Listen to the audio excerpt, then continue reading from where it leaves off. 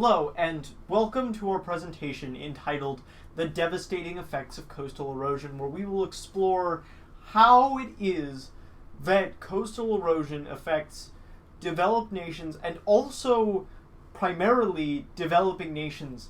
And there's a huge disparity between the two. But let's just get right into it.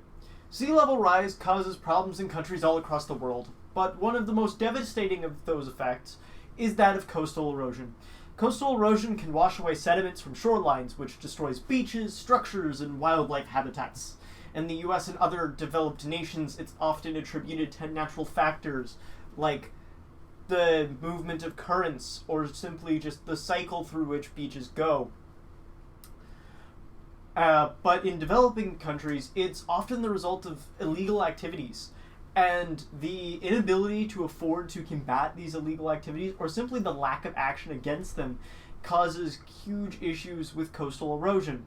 Before we can take any efforts against this coastal erosion and its potentially and very much so harmful effects, we must first develop an understanding of what coastal erosion is.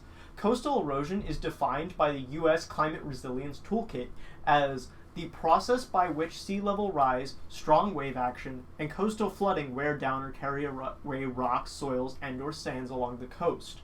Now, while this is the scientific definition of coastal erosion, there are some more contributing factors, as we'll come to explain to you. Now that we've gone over all of the potential harmful effects and coastal beaches to all of these wildlife habitats, to these developing nations, ruining economies, destroying just about everything we've come to know about the shoreline, we need to talk about ways that we can combat this and what you need to do in order to help rid the world of this massive problem that we need to take action against. Some major solutions that we've seen in the past are solutions such as that involve beach hardening, which includes structures such as beach groins, offshore breakwaters, and a new technology known as whisper waves. These beach groins are hydraulic structures that are built on the shoreline to interrupt heavy waves and trap sand so that it doesn't escape. Now, this is one potential solution that we've seen and we've implemented. However, we've discovered that this isn't the most effective that we've seen, and it can actually, in some cases, lead to issues with it contributing to the problem rather than removing it. However, they can be economically efficient because they can be made with various materials that are readily available. Another solution is offshore breakwaters, which are significantly better, as we've seen, than these beach groins. And they're built 200-300 feet from shores, and they act as much in the same way as barrier islands do. They slow the waves, and sand can't easily be removed. However, these, in some circumstances, have also been seen to cause some issues.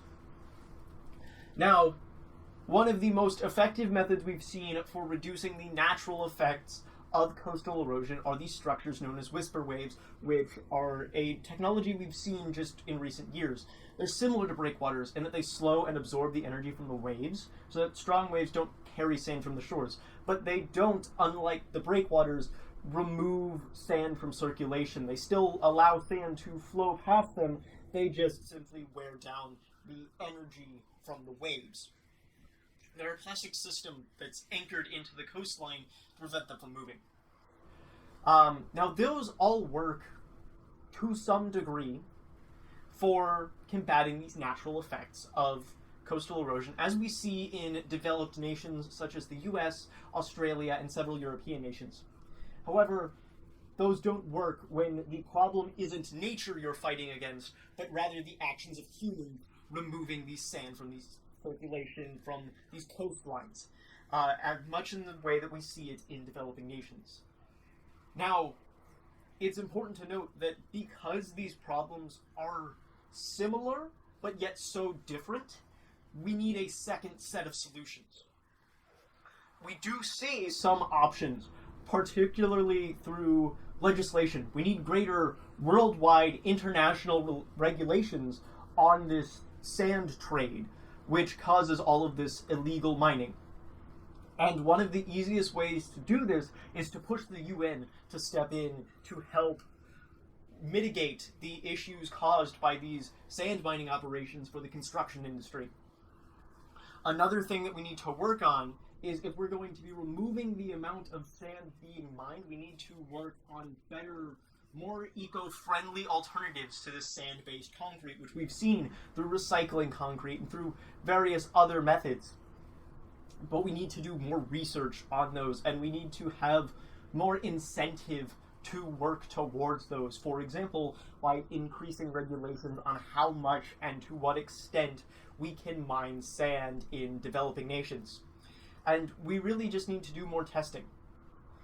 So, as a whole, you need to go and just start by trying to make a difference near you with your own legislators, write to congressmen, try to get your local government officials, if you're near the coast, into an attempt to try to reduce these effects of coastal erosion, losing us 80,000 acres of wetlands, home to various species that simply can't live otherwise, for ruining massive amounts of profits based off coastal tourism.